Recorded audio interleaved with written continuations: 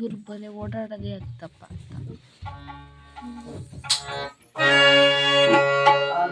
ಮೊದಲನೇ ಬ್ರಾಹ್ಮಣದ್ದು ರಾಜಗೃಹವಾದ ಸೂರ್ಯದೇವರ ಬಜ್ಜಿ ನೋಡೋದಕ್ಕೆ ಈ ಬೈ ಹೆಂಗಸ್ತಾಳೆ ಎಂದರೆ ರಾಜಾಗ್ರಹವು ಸೂರ್ಯ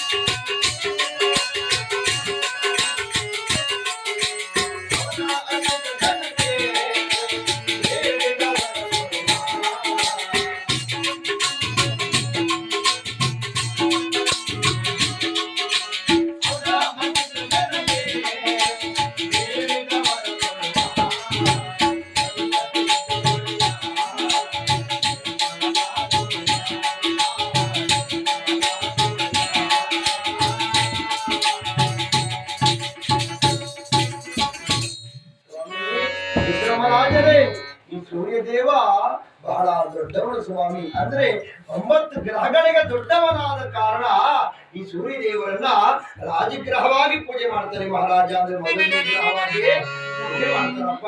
ಈತನ ಕೆಲಸವೇನಪ್ಪ ಅಂದ್ರೆ ಪೂರ್ವದಲ್ಲಿ ಹುಡ್ತಾನೆ, ಪಶ್ಚಿಮದಲ್ಲಿ ಮುಳುಗ್ತಾನೆ. ಇಡೀ ಜಗತ್ತನ್ನ ಬೆಳಗೋದೆ ಸೂರ್ಯದೇವನ ಕೆಲಸ ಅಲ್ಲದೆ ಕಲಿಯುಗದ ನರಮಾನವರಿಗೆ ನಮಗೆಲ್ಲರಿಗೂ ಪ್ರತ್ಯಕ್ಷವಾಗಿ ಕಾಣೋ ದೇವರು ಸೂರ್ಯ ದೇವರು. ಅಂದ್ರೆ ನೀವೆಲ್ಲ ದೇವ್ರನ್ನ ನೋಡಿದ್ರೆ ನಮ್ಮ ಕಾಣಿಸುತ್ತೆ ನಿಮ್ ಕಣ್ಣಿಗೆಲ್ಲ ದೇವರು ಅಲ್ಲಿ ಇಬ್ರು ಕಣ್ಣಿಗೆ ಕಾಣಿಸ್ತಾ ಇರ್ತಾರೆ. ಬಾಡಿಗೆ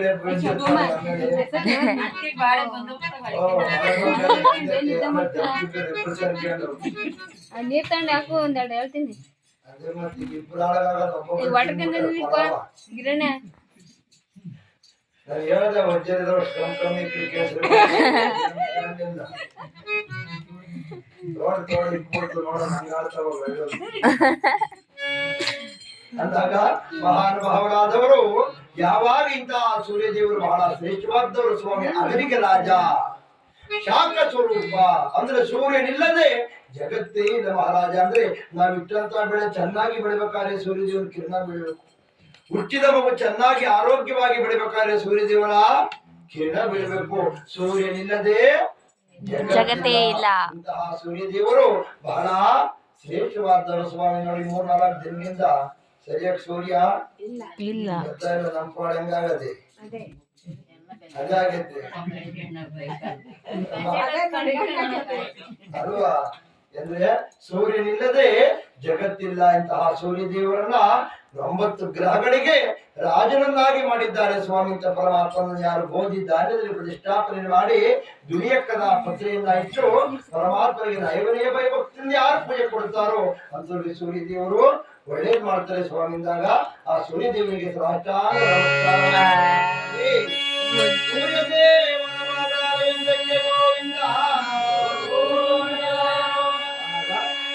ಬ್ರಾಹ್ಮಣೋತ್ತಮರಾದರು ಎದ್ದು ಚಂದ್ರದೇವರ ವಿಚಾರವನ್ನ ತಿಳಿಸ್ಕೊಡ್ತಾ ಇದ್ದಾರೆ.